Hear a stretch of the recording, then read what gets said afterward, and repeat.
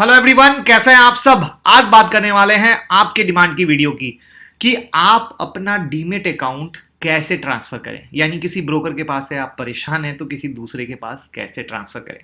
तो चलिए जानते हैं किस तरीके से कर सकते हैं। तो मैं मुकुल अग्रवाल आपका आप ही के यूट्यूब चैनल में स्वागत करता हूं। जो भी नए लोग हैं चैनल को जरूर सब्सक्राइब करें और बेल आइकॉन हिट करें, जिससे भाई वाली एडवाइस और लेवल मिलते रहें। और रात के 8:30 बजे को शो को कभी मिस ना करना, जहां मिलता है 2 से 3 ट्रेड और आप पैसे कमा सकते हो।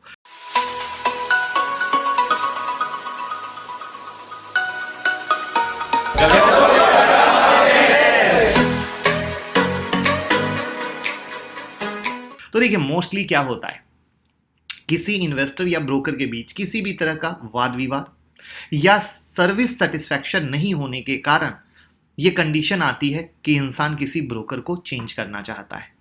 तो उस कंडीशन में हमारे पास दो प्रोसेस होता है। पहला होता है मैनुअल, दूसरा होता है ऑनलाइन। आज हम दोनों को समझेंगे, लेकिन उससे पहले जो बिगनर है उन्हें बता दूं कि जैसे ब्रोकर दो तरीके के होते हैं। एक होते हैं डिस्काउंट ब्रोकर, एक होते हैं फुल टाइम ब्रोकर। यहां पे मेरी जो पर्सनल राय होती है, जो बिगनर है, जिन्हें स्टॉक मार्केट में के बारे में कुछ नहीं मालूम है, उन लोगों को कभी डिस्काउंट ब्रोकर चुनना नहीं चाहिए। क्योंकि अगर कोई हेल्प चाहिए तो वो बेहतर तरीके में फुल टाइम ब्रोकर दे सकते हैं। ये सही है कि फुल टाइम ब्रोकर के पास आपके ब्रोकरेज थोड़ी ज़्यादा लगती है, लेकिन वहाँ पे सपोर्ट भी मिलता है। लेकिन अगर आप एक्सपर्ट हैं, स्टॉक मार्केट के बारे में जानते हैं, तो आप डिस्काउंट ब्रोकर चुन सकते हैं। क्योंकि वहाँ पर आपको कोई भी चीज़ के लिए तुरंत किसी भी ब्रोकर की हेल्प की नीड नहीं पड़ती। ये मेरा पर्सनल मानना है। तो जब भी आप किसी ब्रोकर के पास अकाउंट ओपन करते हैं, तब आपके पास एक वेलकम किट आता है। उस वेलकम किट के साथ इंस्ट्रक्शन स्लिप या डीआईएस आता है। ये डीआईएस क्या है? तो ये एक फॉर्म होता है जो आपको मिलता है उसके साथ।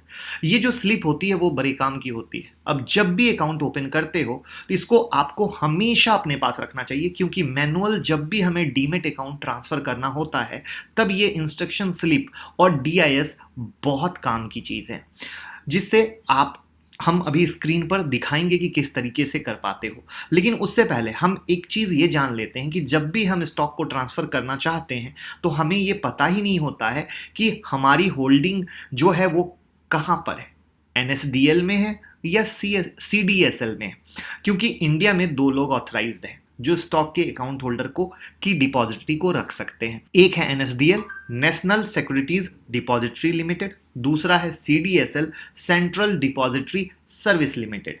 तो इसलिए आपके लिए सबसे जरूरी ये देखना है कि आपको जो डीमेट अकाउंट है उसका शेयर कहां पर है, एनएसडीएल में है या सीडीएसएल में है। क्योंकि ये जब तक आपको पता नहीं होगा आप आसानी से अप्लाई नहीं कर पाएंगे। लेकिन अगर ये पता हो गया तो अकाउंट ट्रांसफर बहुत आसान होगा।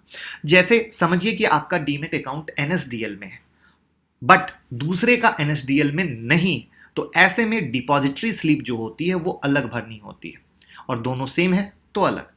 तो मान लीजिए कि दोनों अलग अलग है तो आपको इंटर डिपॉजिटरी स्लिप भरनी होगी, और दोनों सेम है तो आपको इंट्रा डिपॉजिटरी स्लिप। ये जो फर्क है ना इंटर और इंट्रा का, यही है की पॉइंट जहां पे आपको ध्यान देना है।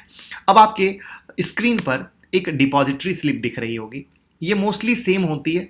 कुछ कंपनी यानी ब्रोकर में थोड़ा बहुत माइनर चेंज हो सकता है, लेकिन यहां पर आपको दिख रहा होगा कि एक ब्लू सर्कल है, यानी 16 digit client ID of current broker. तो सबसे पहले आपको अपने क्लाइंट आईडी डालनी होती है। ये सारी चीजें आपको वेलकम किट के साथ आती है, जिससे आपको कोई प्रॉब्लम ना हो। दूसरा जो है ISIN, international securities identification number जो होता है वो 12 डिजिट का होता है। ये किसी भी बॉन्ड, सिक्योरिटी, इक्विटी, डेट के लिए होता है। तो सिर्फ आपको ये भरना है, तो बाकी चीज आपका ब्रोकर खुद ब खुद भर देगा। आपको परेशानी लेने की चीज नहीं है। अब इसकी एक चीज आती है, वो मैंने बोल दी, इंटर या इंट्रा डिपॉजिट स्लिप। यहां पर आपको ध्यान ये देना है, क्योंकि सबसे इंपॉर्टेंट क्या है, यही है सबसे इंपॉर्टेंट। अगर आपने यहां दिक्कत कर दी तो पूरी दिक्कत हो जाएगी, और फिर आप परेशान होते रहेंगे कि मेरा ब्रोकर चेंज नहीं हुआ, मेरा डीमेट सही तरीके से ट्रांसफर नहीं हुआ। वो भरने के बाद यहां पर 16 bit ID of new broker आपको भरना है। उसमें आपको आईडी ऑफ क्लाइंट और आईडी ऑफ डीपी आपको डालना होता है। ये बहुत इंपॉर्टेंट है।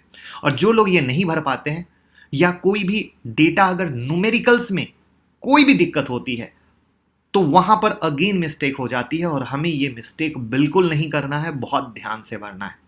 उसके बाद जब ये भरकर आप सबमिट करते हैं तो आपको एक एक्नॉलेजमेंट रिसिप्ट मिलती है, वो हमें बहुत संभाल कर रखनी होती है। ये बिल्कुल आपके लॉकर की तरह है, ये बिल्कुल आपके ज्वेलरी की तरह है, जब तक कि दूसरे डीमेट में आपका स्टॉक ट्रांसफर ना हो जाए, क्योंकि अगर वो गुम हो गया तो आपके दूसरे अकाउंट में वो नहीं पहुंचेगा, तो आपके पास कोई प्रूफ नहीं रहेगा और आपको बहुत प्रॉब्लम फेस करना पड़ सकता है कि आप कैसे प्रूफ शो करोगे कि हमने ट्रांसफर का अप्लाई किया था। तो इसीलिए वो ज्वेलरी की तरह है, उसको संभाल के रखिए कि जब तक वो दूसरे में ना चले जाए, और मैक्सिमम 3 to 5 डेज में ये ट्रांसफर हो जाएगा। उसमें आपको परेशान होने की जरूरत नहीं है, क्योंकि कोई खास परेशानी नहीं होती है। बहुत से लोगों के मन में डाउट रहता है कि जब तक एक ब्रोकर से दूसरे ब्रोकर में ट्रांसफर करेंगे तो क्या ब्रोकर ड्रामा करेगा या 100 तरह के सवाल पूछेगा। नहीं, बिल्कुल वो 100 तरह के सवाल नहीं पूछेगा।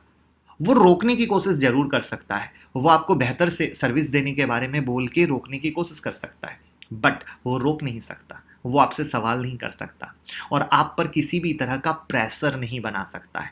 आप आराम से स्लिप भर के दीजिए, 3 to 5 डेज में आराम से ट्रांसफर हो जाएगा। तो ये था पहला मैनुअल प्रोसेस, बहुत आसान है, पता नहीं क्यों लोगों के दिमाग में लगता है कि ये मुश्किल है। अब दूसरा प्रोसेस है ऑनलाइन का। अब अगर आपके शेयर CDSL के साथ है तो शेयर को ट्रांसफर करने के लिए ऑनलाइन फैसिलिटी है, इसका नाम है ईजीएस्ट प्लेटफॉर्म, और उसकी लिंक मैं डिस्क्रिप्शन में दे दूंगा। CDSL की वेबसाइट की वो लिंक है जो इन्होंने ईजीएस्ट प्लेटफॉर्म बनाया है, उसको हम क्लिक करते हैं और क्लिक करके हमें रजिस्टर करना होता है, जिससे डीमेट खाते में शेयर का ट्रांसफर हो जाता है। बस उसको ऐड करना पड़ता है, और एक बार अकाउंट को जब आप ऐड कर देते हैं, जुड़ जाता है, तो 24 घंटे बाद आपके पुराने अकाउंट से नए में आराम से ट्रांसफर हो जाता है। ऑनलाइन के लिए बस हम उसी वेबसाइट पर जाते हैं, और हमने जैसा कि कहा कि वेबसाइट आपको दिख रहा है, रजिस्टर का ऑप्शन है, तो रजिस्टर यहाँ पे करने पे आपको सारी बस डिटेल भर दी, वेरिफिकेशन कोड आ गया, वेरिफिकेशन होने के बाद आराम से 24 घंटे में हो जाता है। वेरिफिकेशन के लिए एक मेल आती है आपके लिए, वो मेल को पासवर्ड को यूज करके आराम से आप ट्रांसफर कर लीजिए। तो दोनों ही प्रोसेस बहुत ही सिंपल है, बहुत ही आसान है। कुछ लोगों को लगता है मुश्किल है, बट सेबी इस मामले में बहुत ही सख्त है और किसी को कोई समस्या नहीं आने दे रही है, तो आप आराम से ट्रांसफर कर सकते हैं। लेकिन इसमें कुछ बातें हैं जो आपको ध्यान देना है। शेयर के ट्रांसफर से ऑनरशिप में बदलाव नहीं होते हैं, न ही ट्रांसफर पर कैपिटल गेन्स का मामला बनता है, क्योंकि कुछ लोग उसको टैक्स से जोड़ने लगते हैं। तो ये चीज मैंने क्लियर कर दी। और ट्रांसफर रिक्वेस्ट को प्रोसेस करने के लिए ब्रोकर आपसे फी चार्ज कर सकता है। हालांकि अगर पुराना अकाउंट आप बंद कर रहे हैं तो वहां पर कोई फी चार्ज नहीं करेगा, लेकिन अगर एक अकाउंट रखते हुए आप दूसरे में ट्रांसफर कर रहे हैं तो वहां पर वो फी चार्ज कर सकता है। तो ये आपकी चॉइस है, आप क्या करना चाहते हैं, उसके लिए कोई दिक्कत नहीं, क्योंकि एक एक लोग 2 4 5 अकाउंट तो रखते ही हैं, ये आपको पता है। तो उम्मीद करूंगा कि इन्फॉर्मेशन में कहीं कोई दिक्कत नहीं रही होगी। अगर आपके मन में कोई भी सवाल आए, आप कमेंट बॉक्स में बोलिएगा, मैं कोशिश करूंगा कि उसको सॉल्व कर दूं। और साथ में एक और वीडियो बहुत ही प्यारी वाली रिलीज होने वाली है, वो है कि इन्वेस्टर के मर जाने पर आपके स्टॉक म्यूचुअल फंड का क्या होगा। वो ज़रूर देखिएगा, क्योंकि वो ऐसी आई ओपनर वीडियो है जो इस कोरोना में मुझे बनाने को मजबूर कर दी कि मैं तो सोच के ही दंग रह गया। और साथ में अगर फ्री टेक्निकल एनालिसिस की डेमो क्लास चाहिए तो लिंक डिस्क्रिप्शन में है, उसको भर दीजिएगा तो उस क्लास की लिंक मिल जाएगी। थैंक यू सो मच, लोगों के साथ शेयर कर दीजिएगा, प्यार आता रहेगा। Thank you.